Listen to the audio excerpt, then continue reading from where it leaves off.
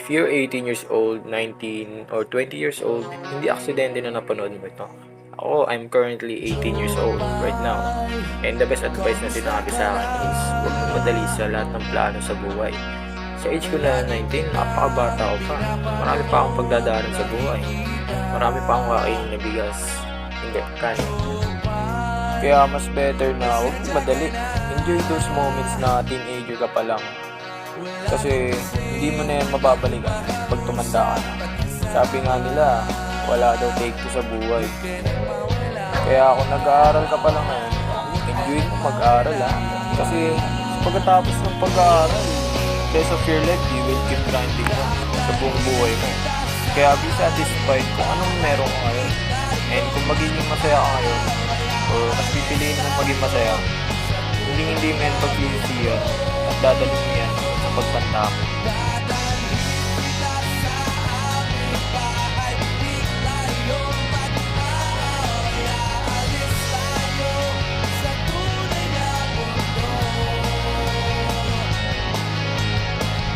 Huwag ka magmadali sa buhay. Kung may mga gusto kang mangyari ngayon, baka next year pa siguro. Kasi God always reminding us na meron siyang magandang plano para sa buhay natin. Hindi natin alam kung ano yun, pero kailangan natin turuan yung sarili natin na magtiwala sa Kanya. Hindi natin alam yung mga gusto ba natin, yung makakabuti ba sa atin. Or baka may mas better pa, di ba?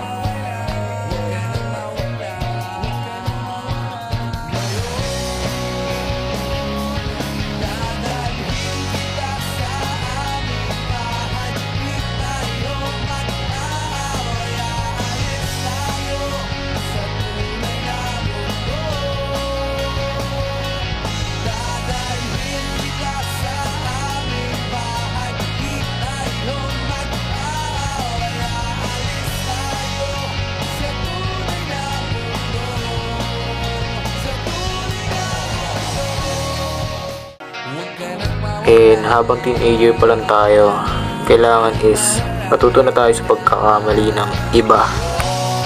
And yun lang gusto kong sabihin.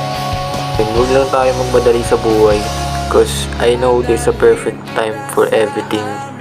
And someday, malalaman din natin kung bakit natin pinagdadaanan lahat ng bagay dito sa mundo. And kung bakit natin pinagdadaanan lahat ng problema at pagsubok dito sa mundo. Okay, so yun. Thank you sa panonood.